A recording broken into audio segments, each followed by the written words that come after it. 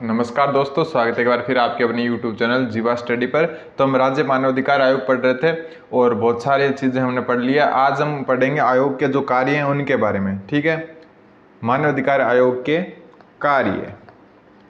ठीक है, कार्य तो देखो, सबसे मेन कार्य देखो नाम से पता चल रहा है कि मानवाधिकार आयोग है। तो जो जहां भी मानवाधिकारों का उल्लंघन होगा वहां पर क्या कर सकता है, मानवाधिकार आयोग जांच कर सकता है, चाहे वो राज्य मानवाधिकार आयोग हो या फिर राष्ट्रीय मानवाधिकार आयोग हो। उनका मुख्य कार्य क्या होता है कि मानवाधिकारों के उल्लंघन की जांच करना। ठीक है, मैं आपको कुछ बोल के बता देता हूँ बहुत सारी चीजें, और जो मेन चीजें वो मैं आपको यहाँ पर लिख दूंगा। देखो, सबसे पहली बात तो कि जिस भी क्षेत्र में क्या हो रहा हो, मानवाधिकारों का उल्लंघन हो रहा हो, वहां पर जांच करने का जो होता है वो कार्य किसका होता है, मानवाधिकार आयोग का होता है।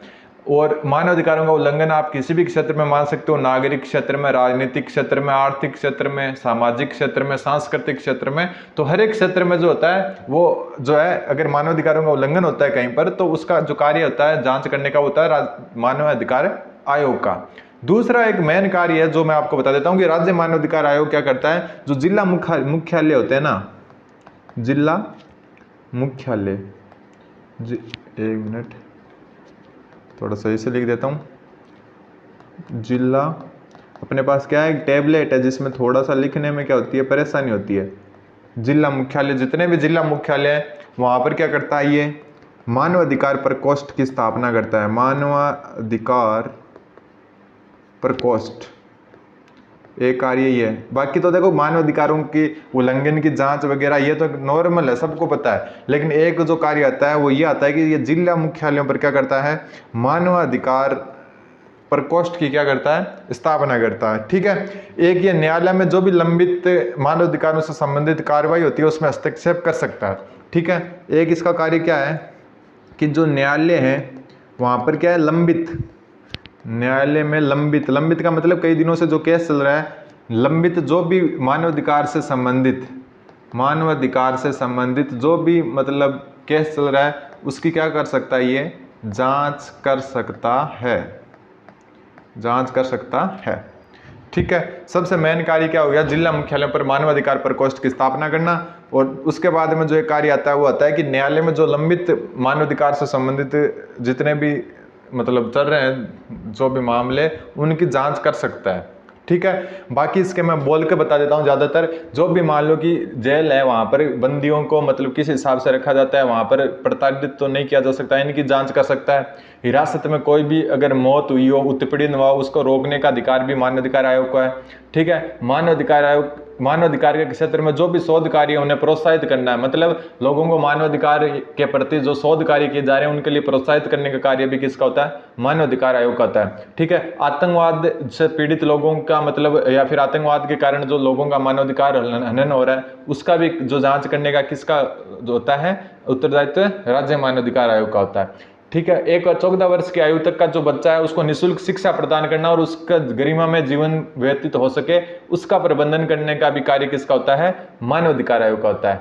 ठीक है, बाकी जो है हाथ से मैला ढोना, जो शोषण हो रहा है बच्चों का, यानी कि छोटे बच्चों को बाल जो मतलब अब जो क्या बोलते हैं, बच्चों को मतलब काम करवाते हैं ना किसी फैक्ट्री में, या फिर बोझा ढोने या फिर हाथ से मैला उठाने की जो ये प्रथा वगैरह है, मतलब जो भी मानव अधिकार यानी कि एक मानव को जीवन जीने के लिए जो एक गरिमा में जीवन जीने को रोकते हैं ना, उन सभी चीज़ों की जो जानकारी या फिर जो मतलब जांच है वो कौन कर सकता है, राज्य मानवाधिकार या फिर मानवाधिकार आयोग कर सकता है। जिसमें से मैंने जिला मुख्यालय पर क्या करना, मानवाधिकार प्रकोष्ठ, क्योंकि एक थोड़ा सा अलग है, बाकी चीजें तो आप नॉर्मल आपको पता है कि ये होना चाहिए। ठीक है, दूसरा, न्यायालय में लंबित जो है मानवाधिकार के जितने भी मुकदमे हैं उनकी जांच कर सकता है। एक जो इंपॉर्टेंट बात है वो थोड़ा सा ध्यान रखना आप कि जो मानवाधिकार आयोग है ना, जो वो सिर्फ जो पिछले 1 साल में जितने मतलब हुए ना, पिछले 1 साल की अवधि में जितने भी मामले हुए उनकी जांच कर सकता है, 1 साल से पुराने उनकी जांच नहीं कर सकता। ठीक है, ये लाइन में लिख देता हूं कि मानवाधिकार आयोग एक मिनट,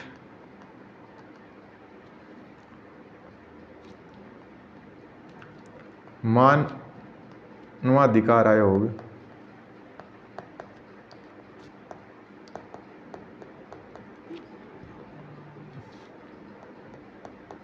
एक वर्ष, ठीक है, की अवधि के भीतर, राइटिंग एडजस्ट कर लेना आप, के मामलों की सुनवाई कर सकता है। मतलब 1 वर्ष से अधिक अगर कोई मतलब मामले को 1 वर्ष से अधिक हो चुका है तब मानव अधिकार आयोग के अधिकार क्षेत्र में नहीं आता वो, ठीक है। मामलों की जांच कर सकता है, जांच कर सकता है। और एक बात और कि ये क्या कर सकता है, न्यायालय या फिर राज्य सरकार, या सरकार कह सकते हो, मान लो कि अपन राज्य मानव अधिकार आयोग पढ़ रहे हैं तो राज्य सरकार कर सकते हो। न्यायालय और सरकार को, जो न्यायालय और सरकार है उनको क्या है कि जो मानव अधिकार उल्लंघन हुआ है कहीं पर, ठीक है, उस मामले की जो है मतलब सुनवाई करने के लिए निर्देश कर सकता है न्यायालय, सरकार और एक अधीनस्थ अधिकारी, अधीनस्थ अधिकारी, इनको क्या कर सकता है, इन तीनों को क्या कर सकता है, ये किसी मामले की सुनवाई के लिए, मामले की सुनवाई के लिए निर्देशित कर सकता है, निर्देश दे सकता है उनको, ठीक है। बाधित नहीं कर सकता, सिर्फ निर्देशित कर सकता है। ऐसा नहीं है कि ये फिर पूछे कि सरकार को, ये नहीं पूछ सकता मानव अधिकार आयोग कि मैंने आपको ये चीज निर्देश दिया था आपने क्यों नहीं किया, क्वेश्चन नहीं पूछ सकता, बाधित नहीं कर सकता, बस निर्देश दे सकता है। एक तो मानव अधिकार आयोग 1 वर्ष, ध्यान रखना इंपॉर्टेंट है ये, 1 वर्ष की अवधि के भीतर ही अगर कोई मामला हुआ हो मानव अधिकार उल्लंघन का तभी वो जांच कर सकता है। दूसरा, न्यायालय, सरकार या फिर अधीनस्थ अधिकारी को किसी मामले की सुनवाई के लिए निर्देशित कर सकता है, ठीक है, ये एक इंपॉर्टेंट है। दूसरी बात आती है कि जो मानव अधिकार क्षेत्र में कार्य करने वाले गैर जो सरकारी संगठन है उनको सहयोग व प्रोत्साहित भी करता है। जैसे एनजीओ होते हैं ना, जो उनको क्या करता है, ये प्रोत्साहित करता है। एक है, इनको दीवानी जो है, दीवानी न्यायालय की शक्तियां दी गई है, दीवानी न्यायालय की शक्तियां दी गई है, दीवानी न्यायालय की शक्तियां दी गई है। तो ये दीवानी न्यायालय की शक्ति दी गई है और ये उसी के समान कार्यवाही कर सकता है। एक बार मैं फिर बता देता हूं कि राज्य सरकार या फिर किसी मतलब अधीनस्थ अधिकारी को बाधित नहीं कर सकता कि आपको ये काम करना ही होगा, ये सिर्फ और सिर्फ आपके निर्देशित कर सकता है। एक बात है, अब देखो राज्य मानव अधिकार आयोग है तो इसका अधिकार क्षेत्र क्या होगा, मतलब, ठीक है, अधिकार क्षेत्र, अधिकार क्षेत्र मतलब ऐसा नहीं है कि कहीं भी जाकर ये जांच कर सकता है, इनका अधिकार क्षेत्र भी होता है। देखो अधिकार क्षेत्र क्या होता है, जो अपनी 7वीं अनुसूची है उसमें जो राज्य सूची और संवर्ती सूची और जो है केंद्र की जो सूची है, ठीक है, संघ सूची, उनमें तीनों में जो राज्य सूची प्लस जो दूसरी सूची होती है राज्य सूची होता है जिसका नाम प्लस संवर्ती सूची, जो कौन सी होती है, तीसरी सूची, इनमें जो भी मामले होते हैं ना उनकी ही सिर्फ और सिर्फ जांच कर सकता है, ठीक है। ध्यान रखना अधिकार क्षेत्र क्या होता है, राज्य सूची और संवर्ती सूची, क्योंकि राज्य सूची, राज्य मानव अधिकार आयोग है तो अपने राज्य में तो जांच कर ही सकता है मानव अधिकार उल्लंघनों की, लेकिन जो है संवर्ती सूची जो राज्य और केंद्र सरकार में दोनों में कॉमन जो विषय हैं उन पर भी जांच कर सकता है। लेकिन क्या होता है कि मामला जांच पहले से राष्ट्रीय मानव अधिकार आयोग में मतलब चल रही होती है ना, तब क्या कर सकता है, राज्य मानव अधिकार ऐसे मामलों की जांच नहीं कर सकता।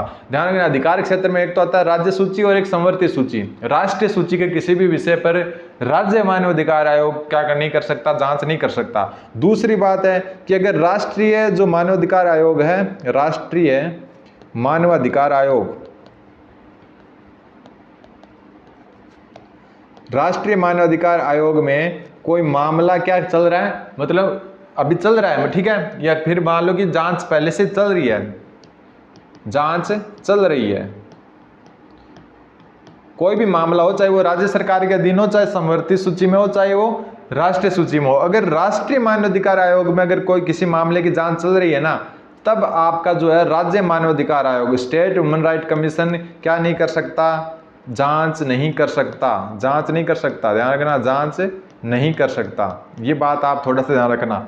अधिकार क्षेत्र क्या होता है इनका, राज्य सूची प्लस संवर्ती सूची। लेकिन अगर राष्ट्रीय मानव अधिकार आयोग में कोई जांच चल रही है ना किसी मामले की, तो उस पर फिर जो है स्टेट ह्यूमन राइट कमीशन यानी कि राज्य मानव अधिकार आयोग किसी भी प्रकार का नहीं कर सकता, जांच नहीं कर सकता। तो ये ध्यान रखना आप, ठीक है।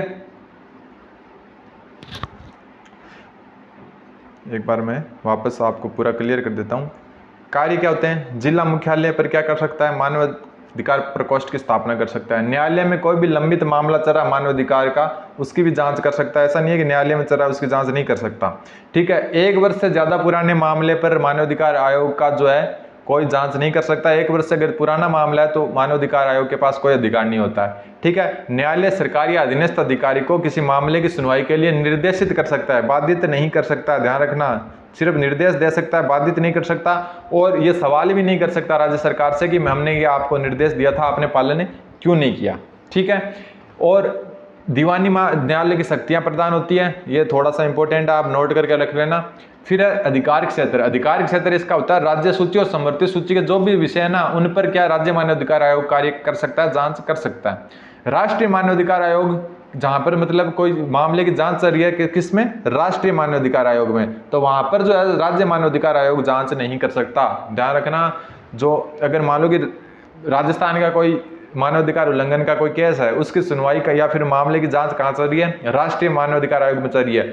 भले ही वो राज्य सरकार का है, राज्य मानवाधिकार आयोग के अधिकार क्षेत्र का है, लेकिन अगर वहां की जो है मामले की जांच राष्ट्रीय अगर मानवाधिकार आयोग में चल रही है तो राज्य मानवाधिकार आयोग वहां पर जांच नहीं कर सकता है। ठीक है, अब है आयोग है ना, जो राज्य मानवाधिकार आयोग, इसकी है अपनी एक एजेंसी होती है।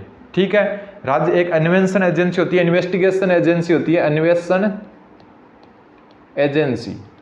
ये क्वेश्चन अभी 2022 का एग्जाम है उसमें आ चुका है, तो ध्यान रखना। आयोग होता है जो मानवाधिकार आयोग, उसकी खुद की क्या होती है? एक अन्वेषण एजेंसी होती है, यानी कि इन्वेस्टिगेशन एजेंसी होती है। ठीक है, जिसका नेतृत्व एक पुलिस अधिकारी द्वारा किया जाता है। और वो पुलिस अधिकारी कौन होता है? इसमें एक पुलिस अधिकारी के नेतृत्व में निर्माण कर सकता है। ध्यान रखना, जो आयोग है वो एक अन्वेषण एजेंसी का क्या कर सकता है? निर्माण कर सकता है, जिसमें एक पुलिस अधिकारी का नेतृत्व होगा। लेकिन ऐसा ही नहीं कि हर कोई पुलिस अधिकारी होगा, वो उस पुलिस अधिकारी को कौन से पद पर होना चाहिए? कम से कम वो क्या होना चाहिए? महानिरीक्षक के पद पर होना चाहिए। ध्यान रखना, निरीक्षक नहीं, महानिरीक्षक पुलिस के पद से कम नहीं होना चाहिए, पद से कम नहीं होना चाहिए, कम नहीं होना चाहिए, ये ध्यान रखना। ठीक है, आयोग अपनी एक अन्वेषण एजेंसी की स्थापना कर सकता है, जिसका नेतृत्व एक पुलिस अधिकारी करेगा, लेकिन वो पुलिस अधिकारी महानिरीक्षक पद से कम स्तर का नहीं होना चाहिए। ध्यान रखना। ठीक है, तो कुछ मान लो कि कोई मामला है, उसमें मतलब जो मानवाधिकार आयोग है उसको जांच करनी है, तो वो एक अन्वेषण एजेंसी, जिसको हम मतलब कह सकते हैं, क्या कह सकते हैं? एक इन्वेस्टिगेशन एजेंसी की क्या कर सकता है? स्थापना कर सकता है या निर्माण कर सकता है कुछ समय के लिए, जिसमें एक पुलिस अधिकारी नेतृत्व करता है, और वो पुलिस अधिकारी कम से कम महानिरीक्षक पद का होना चाहिए। ठीक है, ये क्वेश्चन 2022 का जो मैथ का ग्रुप डी का एग्जाम हुआ था ना, उसमें आ चुका है। 29 जनवरी सेकेंड शिफ्ट में जो एग्जाम हुआ था, आप देख लेना। हालांकि वो क्वेश्चन डिलीट हो गया, उसमें ऑप्शन 2 सही हो रहे थे, लेकिन फिर भी ये क्वेश्चन आपका क्या है? आ चुका है। ठीक है, अन्वेषण एजेंसी में एक पुलिस अधिकारी कम से कम महानिरीक्षक तक पद, जो पुलिस पद है, उससे कम नहीं होना चाहिए। अब जो एक बात आती है कि मान लो कि आयोग और क्या कर सकता है? आयोग क्या कर सकता है? कोई व्यक्ति का अगर मानवाधिकार उल्लंघन हुआ है, ठीक है, तो व्यक्ति को अंतरिम सहायता हेतु अपने क्या पास वर्ड नहीं है, टेबलेट है, तो थोड़ा राइटिंग को एडजस्ट कर ले। अंतरिम सहायता हेतु क्या कर सकता है? राज्य सरकार को निर्देशित कर सकता है, राज्य सरकार को निर्देशित कर सकता है, निर्देशित कर सकता है। अब मान लो कि कोई लोक सेवक है, ठीक है, कोई क्या लोक सेवक है, लोक सेवक, अगर लोक सेवक ने किसी मानवाधिकार का उल्लंघन किया है और वो मतलब दोषी पाया जाता है उसमें, तो वो क्या कर सकता है? उसके प्रति बंदी प्रत्यक्षीकरण, ये अपने क्या है हाई कोर्ट वगैरह का हम पढ़ते हैं ना, उसमें आता है बंदी प्रत्यक्षीकरण जो रिट होती है। ठीक है, लेकिन यहाँ पर आपको सिर्फ नाम याद रखना है। अगर कोई लोक सेवक दोषी है, कोई लोक सेवक अगर दोषी है, तो उसके विरुद्ध ये क्या कर सकता है? एक मिनट, उसके विरुद्ध ये क्या कर सकता है? बंदी प्रत्यक्षीकरण की जो है कार्रवाई प्रारंभ कर सकता है या फिर सिफारिश कर सकता है। ठीक है, एक बात मैंने आपको बता दी कि जो आयोग होता है ये सिर्फ सलाहकारी होता है। आयोग क्या होता है? सलाहकारी होता है। यानी कि बाध्यकारी नहीं होता है, बाध्यकारी नहीं होता है। मतलब ये राज्य सरकार को क्या कर सकता है, सिर्फ और सिर्फ सलाह दे सकता है, बाध्य नहीं कर सकता राज्य सरकार को किसी भी प्रकार से। और राज्य सरकार है उसको 1 माह के अंदर, राज्य सरकार को 1 माह में जो ये निर्देश देता है आयोग, उस पर क्या करनी चाहिए, कार्रवाई करनी होती है। ध्यान रखना कितने माह के अंदर, 1 माह के अंदर। आप नोट कर लें, हम क्या इसकी पूरी डिटेल से पूरे जो है टॉपिक की वापस लाइव क्लास लेंगे जिसमें हम रिवीजन करेंगे, ठीक है। तो आयोग सलाहकारी होता है, ना कि क्या होता है, बाध्यकारी। बाध्यकारी नहीं होता ये आयोग, ठीक है। फिर राज्य सरकार को 1 माह के अंदर इसकी जो भी सलाह है उस पर कार्रवाई करनी चाहिए। हालांकि बाध्यकारी नहीं है, फिर भी क्या राज्य सरकार कार्रवाई करती है इसकी सलाह पर। तो कुल मिला के आज हमने देख लिया आयोग की अन्वेषण एजेंसी में क्या होना चाहिए, पुलिस अधिकारी किस रैंक का होना चाहिए, कम से कम महानिरीक्षक पुलिस होना चाहिए। दूसरा है व्यक्ति जो होता है उसके अंतरिम सहायता है तो ये राज्य सरकार को निर्देशित कर सकता है। अगर कोई लोक सेवक दोषी है तब ये क्या कर सकता है, बंदी प्रत्यक्षीकरण की क्या कर सकता है, रिट जारी कर सकता है या फिर कार्रवाई कर सकता है। आयोग क्या है, सलाहकारी प्रकृति का है, ना कि बाध्यकारी। राज्य सरकार बाध्य नहीं होती है इसकी सलाह मानने को, लेकिन फिर भी क्या है, राज्य सरकार को 1 माह के अंदर इसकी जो सलाह होती है उस पर कार्रवाई करनी जरूरी है, ठीक है। तो ये कुल मिला के है। हालांकि अगर 1 माह में अगर राज्य सरकार अगर नहीं करती है ना कार्रवाई, तो कोई ये नहीं बोलेगा कि आपने कार्रवाई ही क्यों नहीं की। तो धन्यवाद, बने रहे जीवा स्टडी के साथ। अगली क्लास में हम जो मेन चीजें हैं कि अध्यक्ष कब कौन रहा, पहला अध्यक्ष कौन था, जो कार्यवाहक अध्यक्ष कौन है, सदस्यों का भी कार्यकाल पूछ लेते हैं, तो वो भी मैं अगली क्लास में पूरा कवर कर लेंगे। फिर हम इसका रिवीजन करेंगे। धन्यवाद, बने रहे जीवा स्टडी के साथ।